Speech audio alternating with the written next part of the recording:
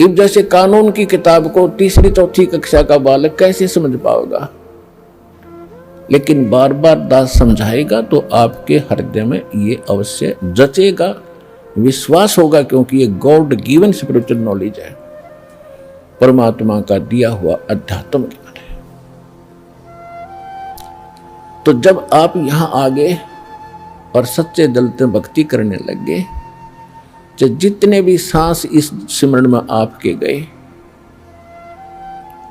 और वो आपके गुड अकाउंट में है, और बाकी का जो समय आपने चाहे राष्ट्रपति बनकर व्यतीत कर दिया वो व्यर्थ बताया है।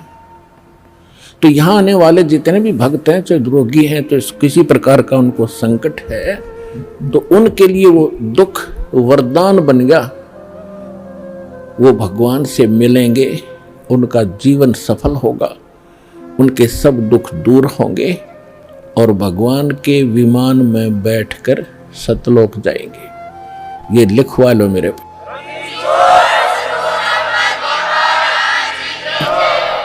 आपका एक गारंटीड है, जन्म मरण मिट जाएगा, यो रोग कटेगा।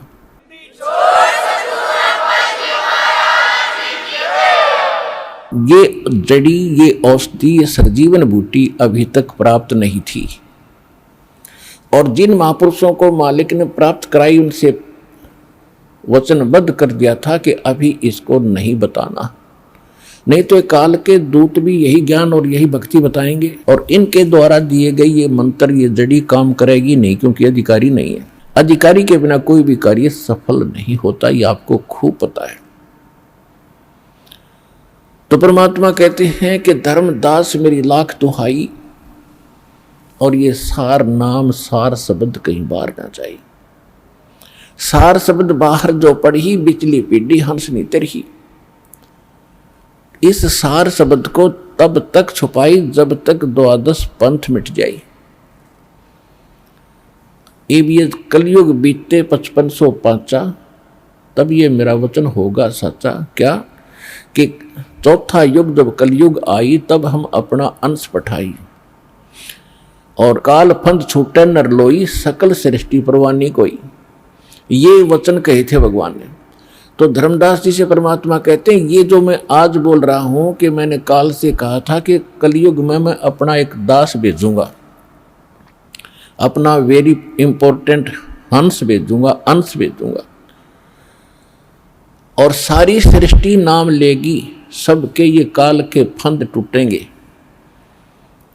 और ये मेरा वचन कब सच्चा नजर आएगा, जब तक वो समय नहीं आएगा तब तो मेरी इस वाणी को कोई समझेगा नहीं, किसी का विश्वास नहीं होगा कि सारा एक का भक्ति करेगा, एक का भगवान की।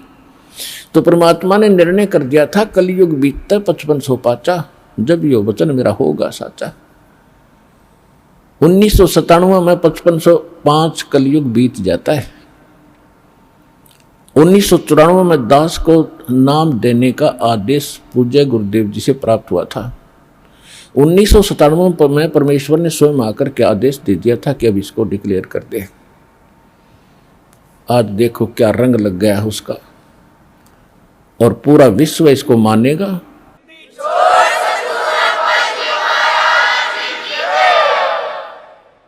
परमात्मा ने कहा था कि सोहम शब्द हम जग में लाए। सोहम शब्द तो बहुत पहले से डिक्लेयर कर रखा है, भगवान ने शिव जी को दे रखा है। शंकर भगवान इसी का जाप करते हैं, इनके शिष्य हुए थे। सोहम शब्द हम जग में लाए, लेकिन ये किसी वेद शास्त्र में नहीं है। सोहम शब्द ना गीता में, ना वेद में, ना पुराणों में। पुराण तो इनकी बनाई हुई है ऋषियों की, ये अगर वेदों से मेल नहीं खाती, कोई यूज नहीं उनका। वेद प्राचीन ग्रंथ हैं, उनमें कोई सोहम नाम नहीं मिलेगा आपको। और परमात्मा ने आकर डिक्लेयर किया है, और यही ऋग्वेद मंडल नंबर 9 सूक्त 95 के मंत्र 2 में स्पष्ट किया हुआ है कि वो परमात्मा अपनी वाणी के द्वारा बोल बोल के ज्ञान सुनाता है, सबको प्रेरित करता है भक्ति के लिए, और वो भक्ति के गुप्त नामों का आविष्कार करके देता है। परमात्मा कहते हैं सोहम शब्द हम जग में लाए, और सार शब्द हमने गुप्त छिपाए। तो ये परमात्मा ने कहा कि सार शब्द सर जीवन बूटी, घस घस अंग लगावे, कहे कबीर तुम सत कर मानो, ये जन्म मरण मिट जावे। ये सार शब्द से मिटना था जन्म मरण, और ये अभी तक गुप्त रखनी थी। तो अब ये वो समय आ गया है कि आपका ये जन्म मरण का रोग नाश होगा।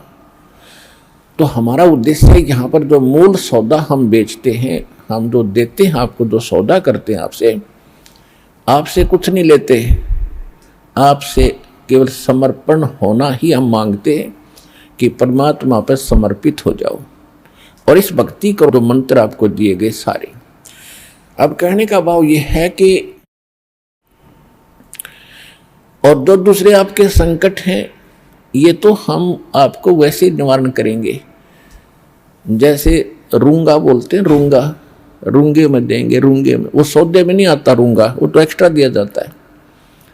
जैसे पुराने समय में, अब तो वो समाप्त होगी सिस्टम, पहले गांव में इतनी दुकानें नहीं होती थी, बाहर के फेरी लगाने वाले आते थे, कोई टिंडे बेचा करता, कोई घिया, कोई तोरी, कोई आम या कोई बेर बेचने वाले आते थे। तो हमारी दादी जी एक बेला भर के, कटोरा भर के गेहूँ का या चनों का जो भी उपलब्ध होती थी, कणक, किसान घर में जन्म था हमारा, और वो ले जाती थी, पूछती थी भाई कैसे देता है ये, जैसे टिंडे कैसे देता है सब्जी के लिए।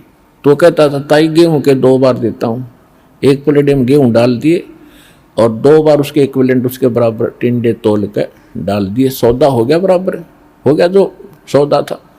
फिर हमारी दादी जी कहा करती रूंगा और दे भाई, वो 1 टिंडा उठा कर और दे देता, तो वह कहती ना और दे, वो 1-2 और दे देता। यानी वो था रूंगा, वो सौदे में नहीं था, एक्स्ट्रा लाभ लिया हो। तो यहाँ जो आपके संकट, दुख, रोग किसी भी प्रकार के हैं, तो ये सौदे में नहीं हमारे में, ये तो रूंगे में देंगे आपको, ले ये भी ले ले, ये भी ले।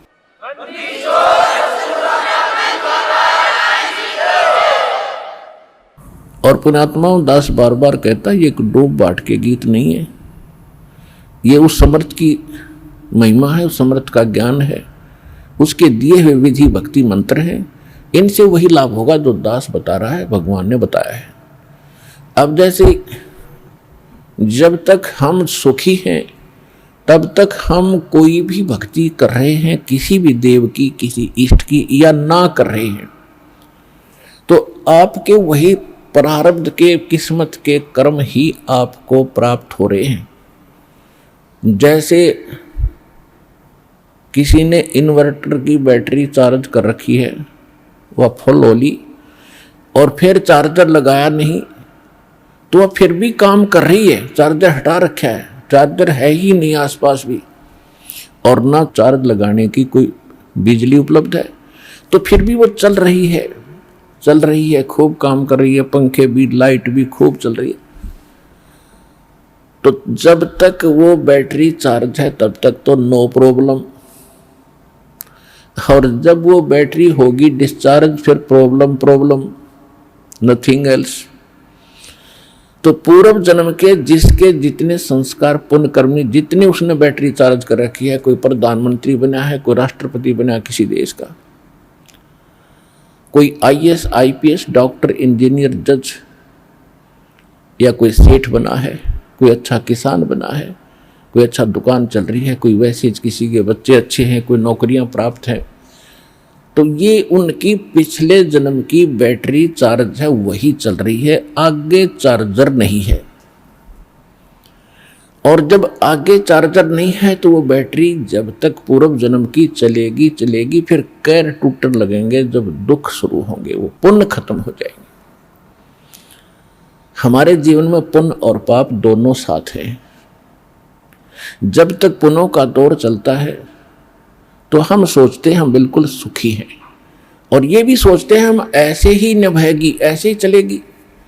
और जब वो पुण्य समाप्त हो जाते हैं, वो बैटरी डिस्चार्ज हो जाती है, और फिर पाप का दौर शुरू होता है।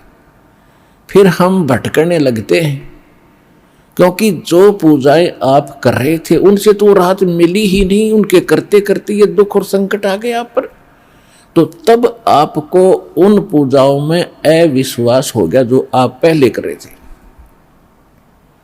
फिर आपको किसी ने बताया कि उस मंदिर में मत्था टेकने से लाभ होता, आप फिर वहां जाते हो। किसी ने आपको बताया कि वैष्णो देवी जाओगे, वहां पहुंचोगे तो आपको बड़ा लाभ मिलेगा, आप वहां पहुंच गए। यानी वो जो साधना पहले कर रहे थे वो छोड़ दी। फिर आपको किसी ने बताया बालाजी जाइए, आप फिर वहां जाते हो। तो कहने का भाव ये है कि जब आपके पाप कर्म का दौर शुरू हुआ और जिन साधनाओं को करके आप निश्चिंत बैठे थे, हम बिल्कुल सुखी हैं, तो उन्होंने आपका साथ नहीं दिया, क्योंकि वो साथ पहले भी नहीं देने वाली थी। उस समय आपको कोई कहता कि साधना कर रहे हो ये ठीक नहीं है, आपको लाभ नहीं मिलेगा, तो आपको कभी विश्वास नहीं होता, न आप मानते हो। और फिर जब संकट आते हैं फिर आप सभी मान जाते हो। तो कहने का भाव ये है दास का कि आज आप यहां जो आए हैं, आपके पूर्व जन्म के संस्कार व बैटरी कति खत्म हो ली। अब हम देंगे चार्जर उस परम पिता की पावर के लगाने का, ये भक्ति विधि। और फिर आप उस चार्जर को लगाए रखना आखिरी सांस तक, कनेक्शन ना कटने देना, तो आप इस जीवन में सुखी रहोगे और सतलोक चले जाओगे। आपकी भक्ति बहुत बढ़ जाएगी, आपके संकट भी नाश होंगे। तो आप यहाँ आए हो जो इस ज्ञान को समझ जाएंगे। यहाँ पर दो प्रकार के प्राणी पूरा लाभ उठाते हैं। एक तो ज्ञान समझ कर आते हैं, और दूसरे जो सब जगह भटक भ्रम लिए और कहीं से लाभ मिला नहीं, और फिर वो यहाँ टिक जाएंगे, अकोर की तक ठिकाना नहीं, सब जगह जा लिए।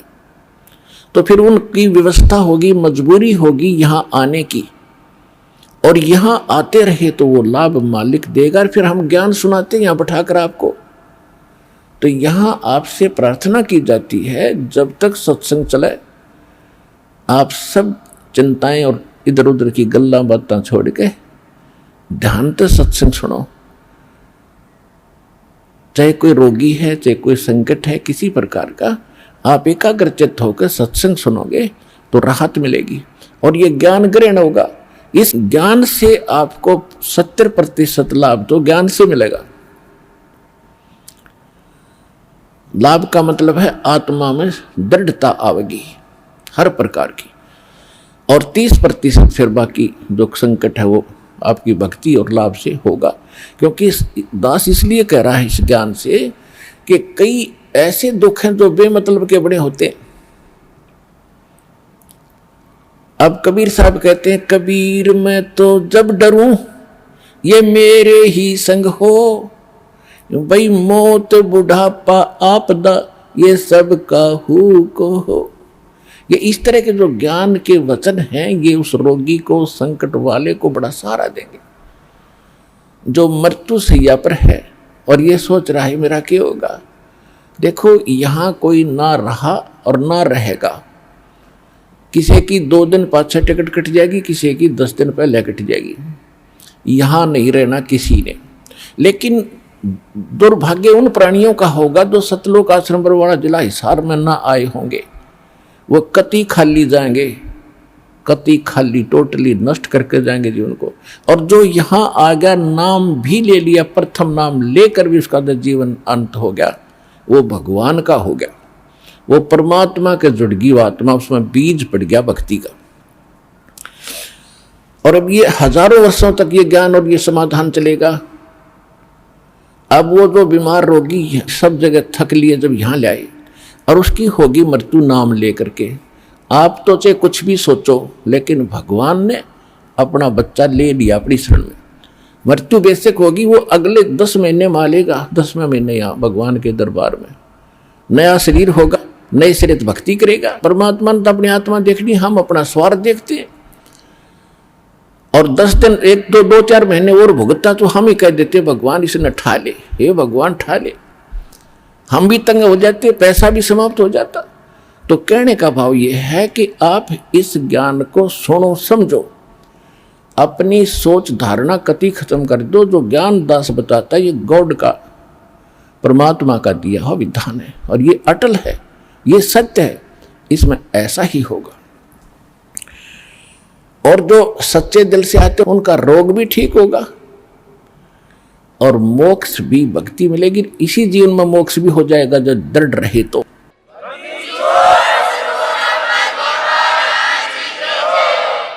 इसके अतिरिक्त और भी बहुत सी, क्योंकि ये विधान है भगवान का और आप हो बच्चे पहली कक्षा दूसरी तीसरी के, अब जैसे कानून की किताब को तीसरी चौथी कक्षा का बालक कैसे समझ पाएगा, लेकिन बार बार दास समझाएगा तो आपके हृदय में ये अवश्य जचेगा, विश्वास होगा, क्योंकि ये गॉड गिवन स्पिरिचुअल नॉलेज है, परमात्मा का दिया हुआ अध्यात्म ज्ञान है। तो जब आप यहां आ गए और सच्चे दिल से भक्ति करने लगे, तो जितने भी सांस इस सिमरन में आपके गए और वो आपके गुड अकाउंट में है, और बाकी का जो समय आपने चाहे राष्ट्रपति बनकर व्यतीत कर दिया वो व्यर्थ बताया है। तो यहाँ आने वाले जितने भी भक्त हैं, चाहे रोगी हैं, तो किसी प्रकार का उनको संकट है, तो उनके लिए वो दुख वरदान बन गया, वो भगवान से मिलेंगे, उनका जीवन सफल होगा, उनके सब दुख दूर होंगे और भगवान के विमान में बैठकर सतलोक जाएंगे। ये लिखवा लो मेरे